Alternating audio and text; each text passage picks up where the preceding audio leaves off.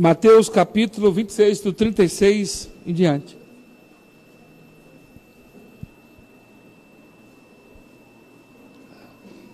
Que diz assim: Então Jesus foi com os seus discípulos para um lugar chamado Getsêmani.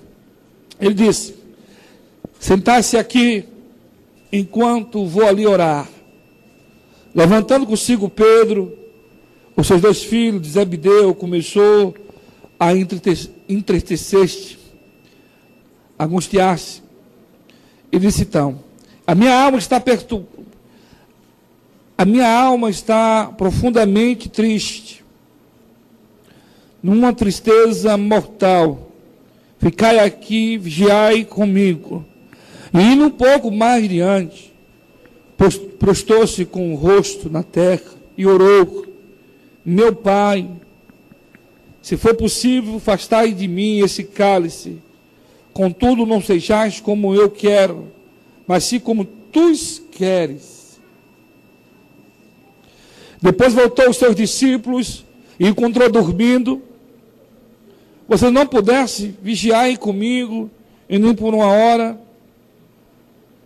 E perguntou ele a Pedro: vigiai e orai para que não caia em tentação. O espírito sempre está pronto, mas a carne é fraca.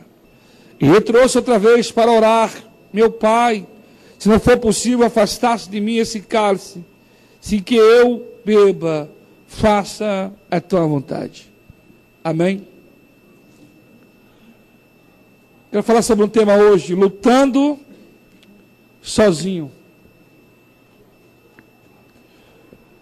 Lutando sozinho. Amém? Poder sentar.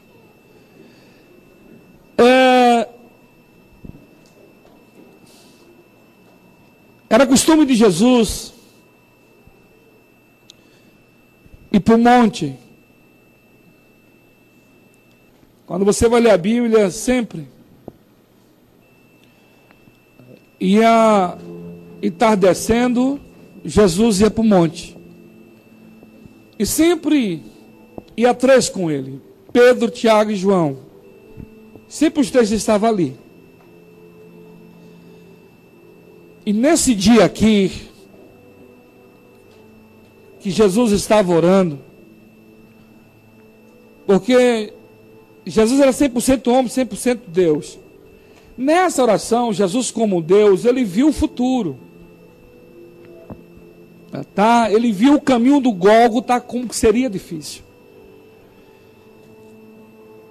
Por que lutar sozinho? A maioria, né?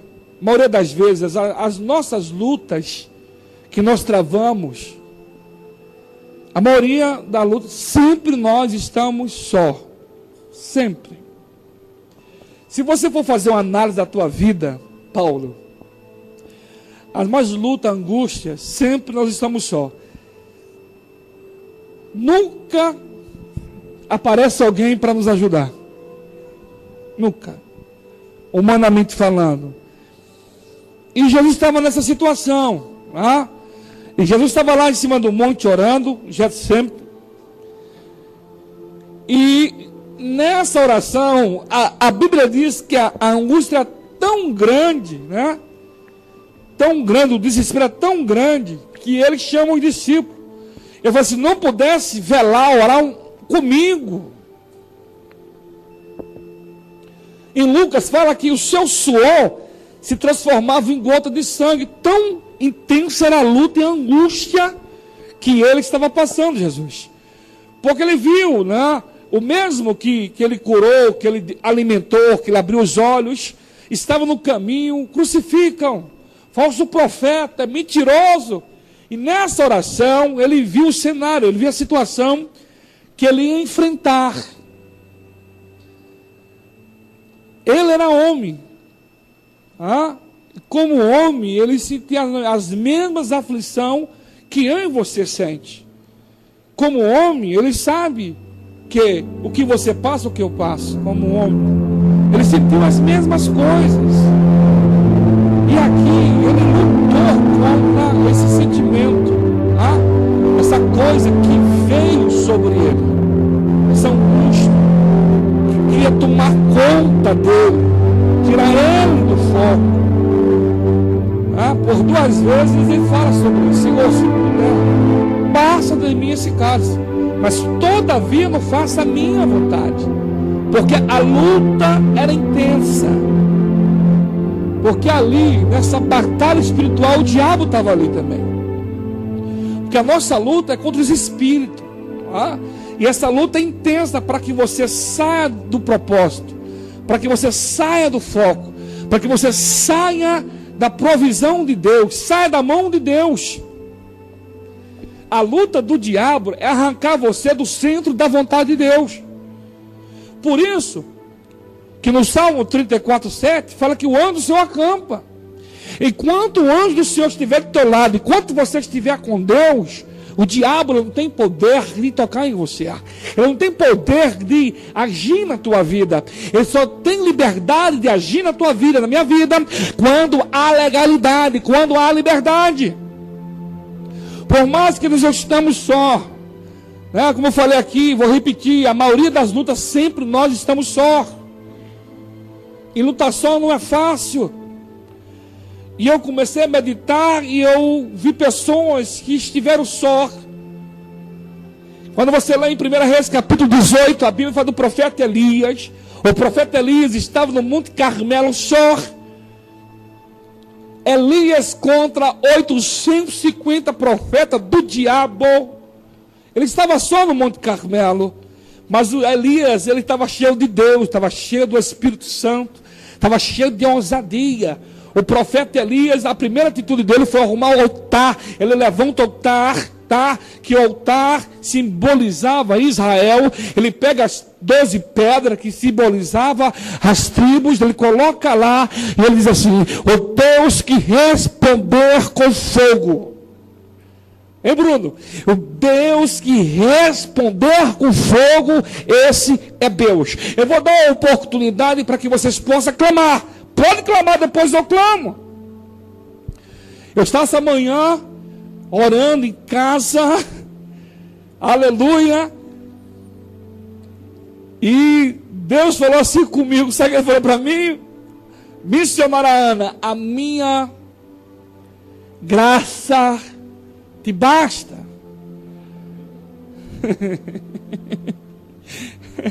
Aleluia. Porque o diabo, ele vem com sentimentos, Cláudia, que deixa você numa forma que não tem jeito, uma situação que não tem jeito.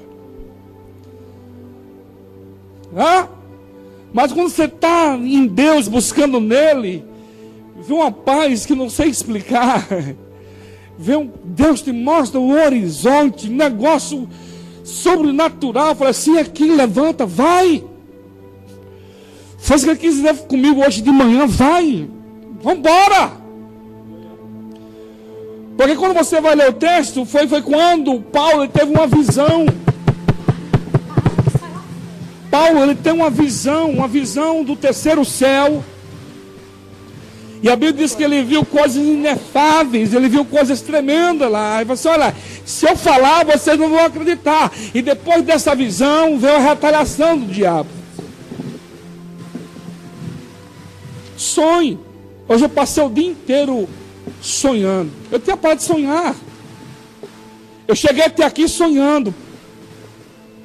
Só estou casado hoje porque eu sonhei.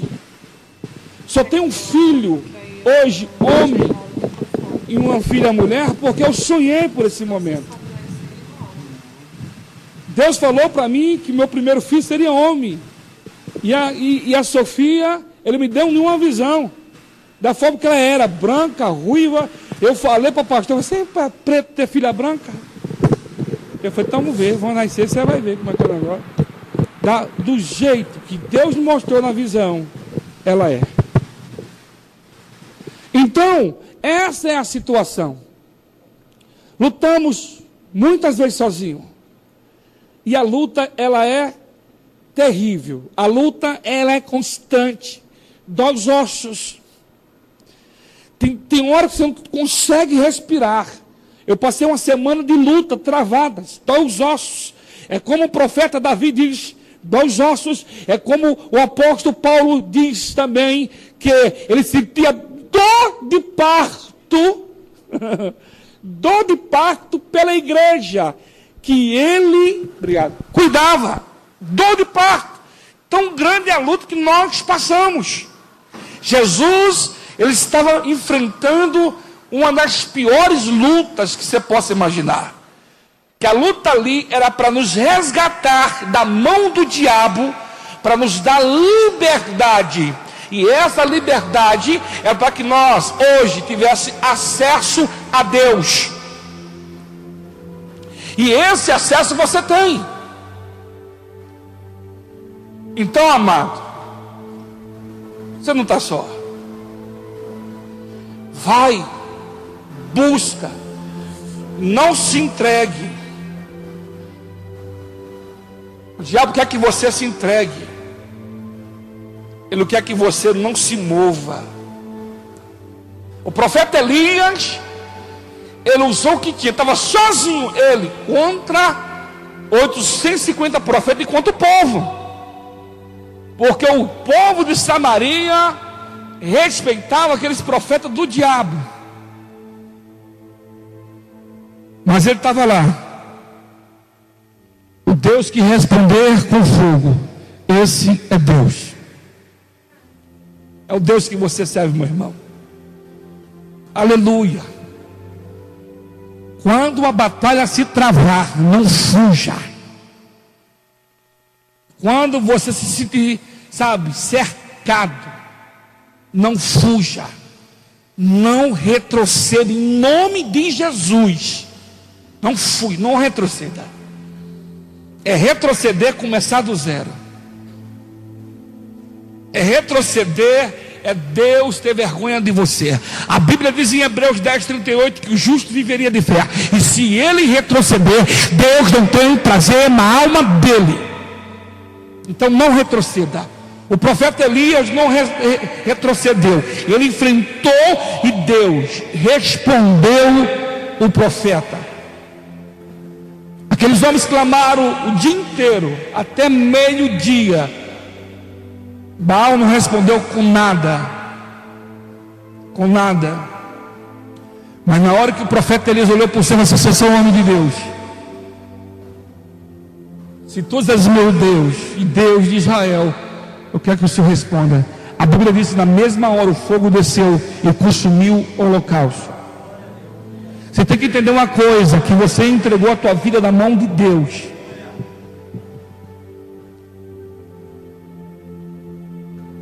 A luta na tua casa está grande.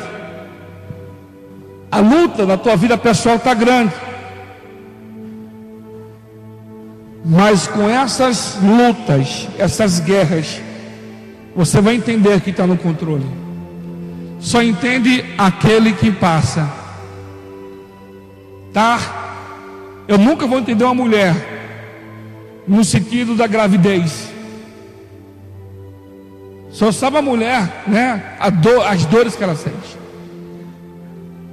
Só sabe o que você passa, você que está na situação. Hoje eu entendo outros pastores, porque nós passamos as mesmas coisas, as mesmas situações. Pastor entende pastor, ponto. Por quê? Porque ele passa as mesmas coisas. Lutando sozinho. Quando você fala, eu estou falando lutando sozinho, quando você lê o texto de Daniel, capítulo 6, a Bíblia diz que ele estava sozinho também. Sozinho. Reuniu a multidão, ou seja, reuniu os principais, todos reuniram para matar, para destruir, para acabar o Daniel. Oh glória. Para fuzilar, acabar com ele. Todo mundo contra ele. Todos, porque todos eram corruptos e queria que Daniel fosse corrupto. É isso que o mundo quer. O mundo quer que você seja igual a eles, que você minta, que você que você seja igual a eles, mentindo, roubando, trapaceando, dando nó, pegando atalho. Ontem eu estava falando com o rapaz me procurou, falou assim: pastor, o que é mais importante? Quem vem em primeiro lugar, a obra ou família? Eu falei: em primeiro lugar que vem a família, depois obra. Família, porque se você não cuidar da sua família, vai cuidar da família dos outros. Primeiro a sua família.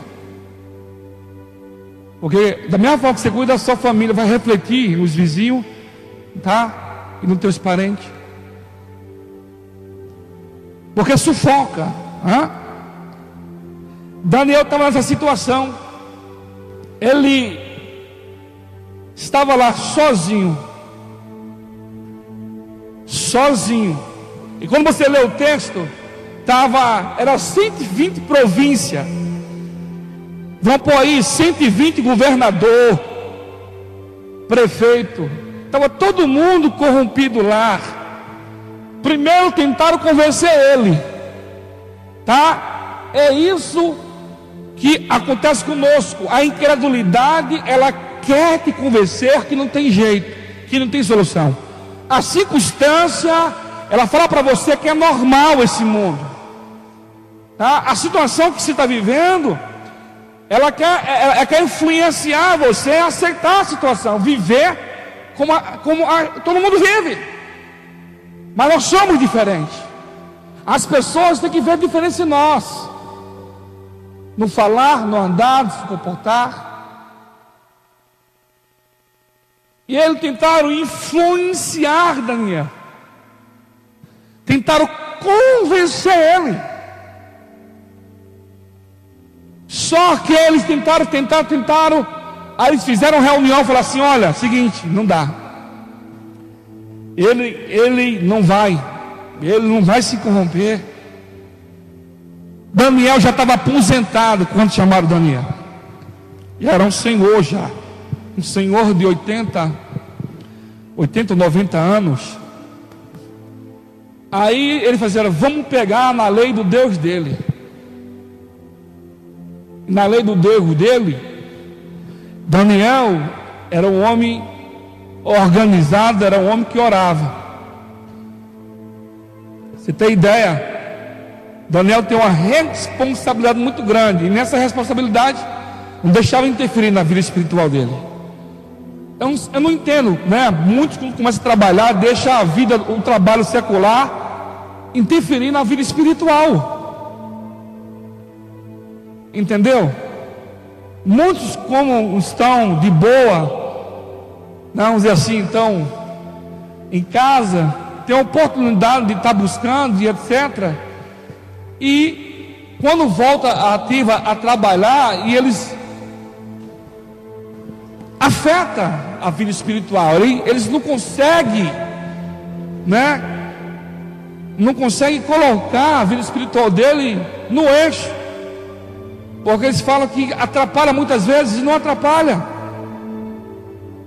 Porque da mesma forma que eu alimento a minha carne, eu tenho que alimentar o meu espírito como? Lendo, meditando, se esforçando em Deus. Porque o meu esforço no Senhor, a minha busca no Senhor, é que vai me fortalecer por dia a dia. Dia a dia. O que levou Daniel a resistir foi o seu relacionamento com Deus. Todos abandonou, tá? Porque pegaram o rei, maquinaram, fizeram a lei, fizeram o rei assinar a lei, tá? Porque foi no ego do rei, falou assim: o rei é o seguinte, ninguém vai adorar, ninguém vai pedir outro Deus senão a ti, assina aqui. O rei mete o anel, não podia revogar essa lei, e Daniel foi condenado à morte. Daniel estava lutando sozinho, estava sozinho. Foi jogado na cova do leão. Aonde veio, Deus permitiu Daniel ir para a cova. Tem situação que Deus permite. Para quê? Para nós aprendermos. Amém? Deus permite situação para nós aprendermos. A gente tem que aprender com essas oportunidades que Deus concede a nós. Sabia? Olha só, Deus deu a oportunidade. Deus permitiu que Daniel chegasse e entrar na cova, e ele não fez nada, justo, temente ao Senhor, mas Deus permitiu. Ele ia à cova porque Deus tinha um propósito com a cova. Então tem situação que Deus permite, é para nós aprendermos, é para nós crescermos. Porque se não aprender, volta para a sala de... Não. Às vezes a pastora volta e vai passar as mesmas coisas. Por quê? Eu estou passando as mesmas coisas porque eu não aprendi a primeira vez. Aí passa tudo de novo. O mesmo processo, a mesma dor, a mesma situação, a mesma conversa, a mesma situação. Porque nós não aprendemos. Deus foi lá por Daniel. É isso que Deus faz. Então aprenda com isso que você está passando. Amém? Aprenda. Pastor, estou sozinho. Não esquenta não, vai, Micael. É melhor sozinho, viu? Vai por mim. É melhor sozinho. Esquenta se você estiver sozinho. Amém? Porque muitas vezes a gente coloca a nossa confiança em homens. Você sabe que Deus falou para mim? Esses anos todos você confiou em homens, e é verdade. Quando você confia em homens, você está atribuindo a bênção e o milagre a homens. Você não tem que confiar em homens, você tem que confiar em Deus. Você tem que falar com o Senhor como você fala com alguém da sua família, entre aspas, né? Você tem liberdade de falar com Ele. Ele é uma pessoa, o Espírito Santo. É essa intimidade, é esse relacionamento, Lucas, que nós temos que ter. Entendeu? Quando você dobra o teu joelho e você começa a falar com Ele, expressar, mostrar, é tremendo. Ele fala, é uma coisa sobrenatural. Ele fala tão claro, né? Tremendo. Uma clareza tremenda quando Deus fala. Aí Deus vai deixar você confuso, não vai deixar você com dúvida, porque Deus não deixa ninguém com dúvida, com incerteza, quando você busca. Por isso que a Bíblia manda você meditar.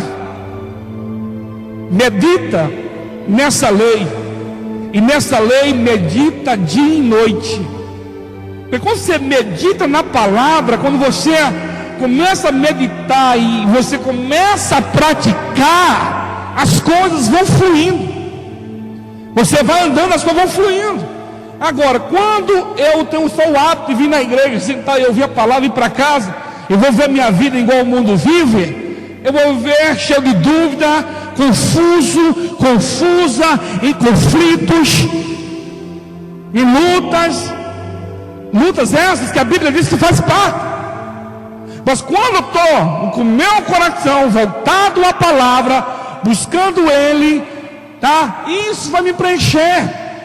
Porque não é um filme que vai te preencher, não é uma festa que vai te preencher, não é a maconha, a cocaína, a cachaça que vai preencher. Não é um namoradinho, um noivo ou o marido que vai preencher. Muitos casam, Muitos casam na necessidade do sexo. Aí quando ele casa, ele vai ver que o sexo nada a ver. Entendeu? Porque quem preenche é Deus. Esse vazio, essa luta aí que você está enfrentando é falta de Deus. Porque quando eu tenho um Deus, estou tranquilo. Quando você lê em Daniel capítulo 6:10, quando ele soube que a lei tinha sido aprovada, ele sabia que ia morrer, ficou tranquilo. Ele não entrou em desespero. Sabe por quê? Porque nele tinha Deus, cheio de Deus. Igual vi uma cena no vídeo, o cara sendo queimado, o cristão sendo queimado lá na África, quando você olhava para o cara que está sendo queimado, parece que ele só estava o corpo dele ali. Ele aqui, ó, o corpo pegando fogo, estava tranquilo, parecia que estava, que ele já tinha ido, né? Você não vê o cara reagir, você não vê o cara nada. Então a entrega daquele homem em Deus, jogar a gasolina, meter o fogo, e ele, ó, e ele quieto. E com isso, essa paz, você só tem em Deus. É isso que esses homens tinham, a certeza que Deus estava ali. Então nessa situação que você está enfrentando, não entre em desespero. O diabo quer que você entre em desespero, que eu entre em desespero, tá? Ele quer tomar conta do teu coração, para que você vai e toma atitude precipitada, e que você começa a murmurar, e que você não acredita no milagre. Porque quando você deixa essas coisas entrar no teu coração, começa a entrar dúvida, e você começa a questionar Deus, começa a questionar o milagre de Deus. Aí quando você começa a questionar, começa a murmurar, aonde vai começar a surgir os problemas? Aí você começa para de orar, para de ler Bíblia. Aí você começa a ouvir, entender o que os outros falam, não o que a Bíblia diz, mas o que os outros estão dizendo. Por quê? Porque você deixou essas coisas fazer parte do teu coração. Aí o que vale é que a endemoniada fala, o que vale é que a amiga fala. Aí você passa a ouvir pessoas e não tem capacidade alguma de te orientar, de falar nada para você. É pessoas mundanas. Você quer falar que para com esse negócio, vamos lá pro barzinho do Zequinha aqui, lá o negócio febre, para que negócio de igreja, né? Aí começam a querer influenciar você. E para, você pode, porque você for mais gostoso, ó, que delícia, ó. Então o mundo começa a querer tragar e tirar Deus da sua vida. A situação que ele estava enfrentando, ele não deixou. Elias enfrentou, Daniel enfrentou, estava só. Quando você lê em 2 Samuel 23, os valentes de Davi, se você não lê, leia em casa. Fala de homens. Teve um homem, o valente de Davi, que ele sozinho, Júnior, ele enfrentou 800 homens. Ele matou 800 homens e Deus operou um milagre. Samar, veio uma multidão contra Samar. 2 Samuel 23:11. Veio uma multidão, todo mundo correu dos filisteus. A Bíblia diz que esse moço, ele permaneceu lá, tá? No campo de Leitilha, na terra que ele tinha herdado, na terra que ele tinha ganhado do rei. Ele não fugiu, ele permaneceu. E Deus operou um milagre, cara. Um milagre. O problema é que nós fugimos muito.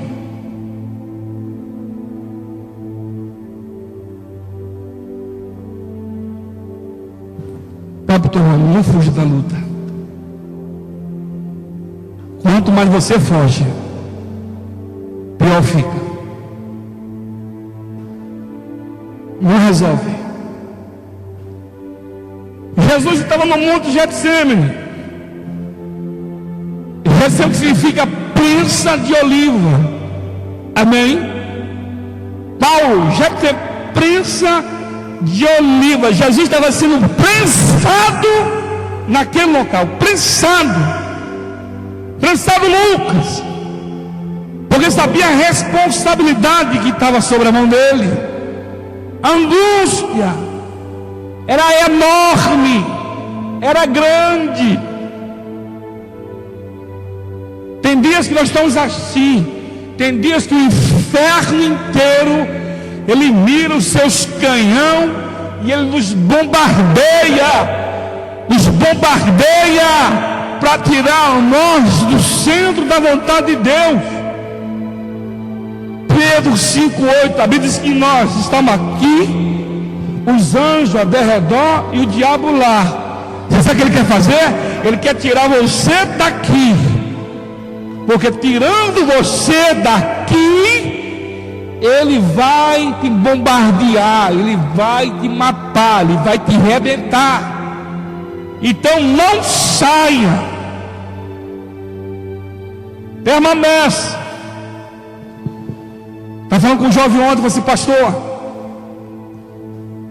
eu fiquei muitos anos no tráfico, usava cocaína, eu fiquei muitos anos roubando, matando. Não tive nada. Quando eu vim para Cristo, pastor, estava falando para minha esposa, eu parei, e o Espírito Santo falou assim para mim: aqui que você tem hoje, sua esposa, o seu filho, paz, e tua casa, o teu carro. Pastor, depois de 15 anos, pastor, Deus me deu tudo. Ou seja, tempo.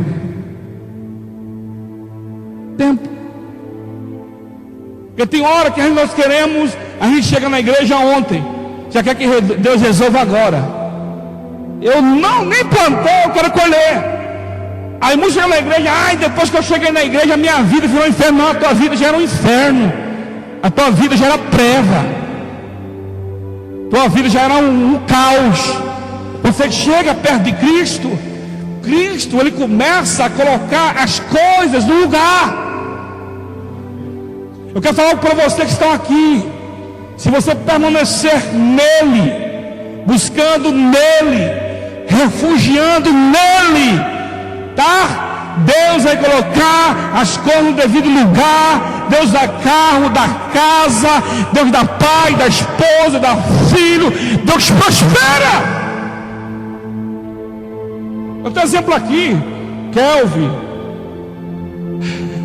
o Rogério, chegaram aqui solteiros.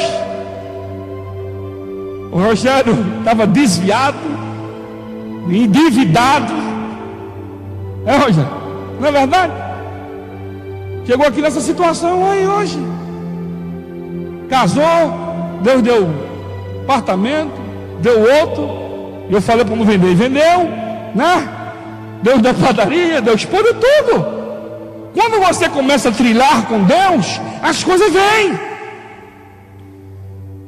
Está difícil? Eu sei que é difícil, mas vão se permanecer, rompe. Deus vai abençoando, Deus coloca pessoas na nossa vida, né? Na caminhada, tá? Deus não tira do ímpio, Deus usa as pessoas. Porque Deus usa as pessoas para nos, muitas vezes, né? Comigo é diferente, sei por quê. Aleluia. Então, aí as coisas vão fluindo, as coisas vão acontecendo. Então lute, porque quem opera em você é o poderoso. Quem opera em você é o que tem todo o poder. A diferença desses homens, que esses homens sabiam quem era Deus. O Deus de Davi, daqui eu não saio, o Deus de Davi. E ele permaneceu, Jefferson, daqui eu não saio.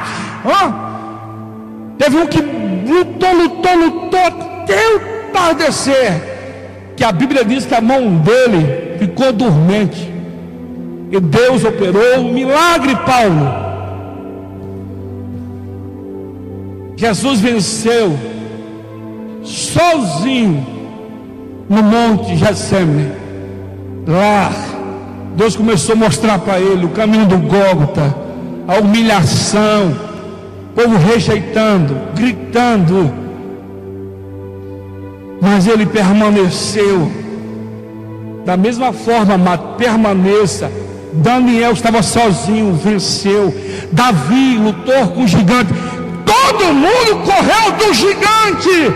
Davi falou para Saul: da mesma forma que Deus me deu o urso, o leão nas minhas mãos, Deus vai me dar esse circunciso nas minhas mãos. Ele foi para a guerra e Deus estava lá. Davi venceu o gigante. Da mesma forma que José estava sozinho naquela cisterna, foi levado para o Egito, foi abandonado pelos seus irmãos, mas de lá escravo virou governador. Estava só. Muitas vezes você vai estar só, mas você vai vencer em nome de Jesus, porque que habita em você é o Espírito Santo, que habita em você é Deus. Então não retroceda para esse problema. Ore, busca. Tiago 1:5 fala: se você não tem sabedoria, peça a Deus, que Deus dá de graça. Amém? Amém? Então, para você ter esse controle, para você ter isso nas mãos, você tem que estar em Deus. Paulo falou em 1 Tessalonicenses 5:17: ore sem cessar. Peça sabedoria a Deus. Senhor, faço, não faço, vou, não vou. Peça, e Deus vai te orientar, Deus vai te dar visão, Deus vai te dar revelação. Amém? Porque a partir do momento que você está nesse relacionamento com Deus, você passa a ser guiado pelo Espírito Santo. E quando você passa a ser guiado pelo Espírito Santo, todas as suas decisões vai ser pensada, corretas, vai ser sensata. Não vai ser mais movido pela sua carne,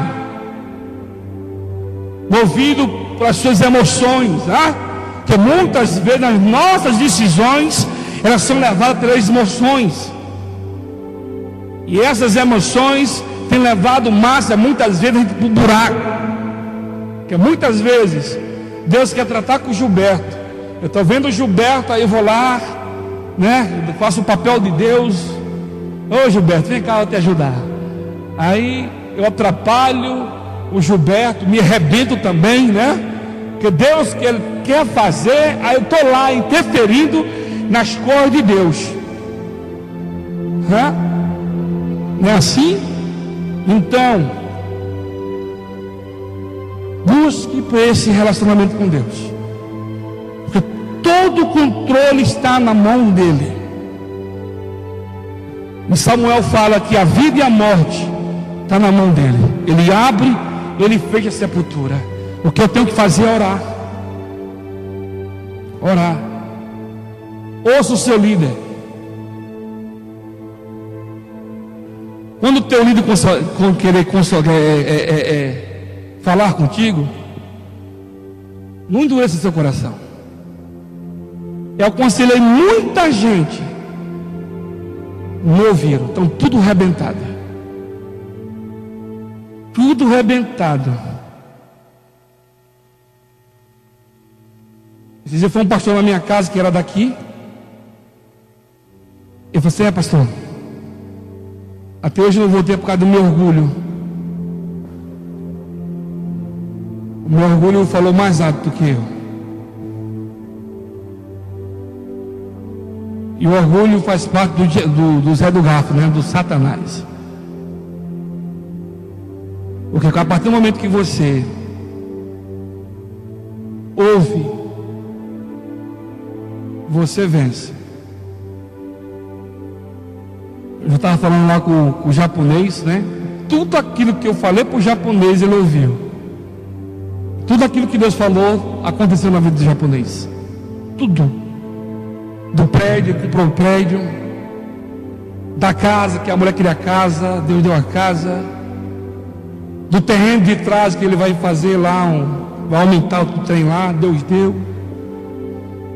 Tudo. Fui lá, Paulo, orei, olha, Deus vai fazer. Ele, creio, está tudo lá. E o cara está lá, né? Acreditou. E eu falei assim para mim hoje: pastor, como não acreditar? Tu é homem de Deus. Como não acreditar, pastor? Ele está lá, comendo o melhor, vivendo o melhor dele. Quando você passa a ouvir o teu líder e você anda com o teu líder, milagre acontece. Fui. A partir do momento que eu resisto, que eu tranco, eu não ouço, a caminhada fica mais difícil. E os embrólios vêm. Vem e vem. Daniel, ele ouvia Deus e praticava o Deus dele. Daniel morreu na velhice porque estava com Deus. Tudo que você for fazer, ore, ande. Vão julgar vocês, vão falar que vocês são fanáticos, vão falar que não é isso, vão falar que está demais, vão tentar se isolar de todas as formas, porque quando você tenta ter um relacionamento profundo com Ele, as pessoas vão chamar você de fanático, vão falar que não é tudo isso não. Por quê? Porque você está se esforçando a praticar a palavra. Amém? Por isso que ele falou essa manhã: a minha paz te basta. A minha paz te basta. Então, em nome de Jesus, faz a tua parte. O Senhor, eu estou indo, a porta é o Senhor. Senhor, eu dependo de Ti, não de outro Deus, é do Senhor. Eu estou indo. A tua palavra que diz que se eu pedir, o Senhor abre a porta. Então, se o Senhor diz, a sua palavra diz que se eu pedir, o Senhor faz. Então, eu estou falando aqui, então faça, Senhor. Amém, pessoal?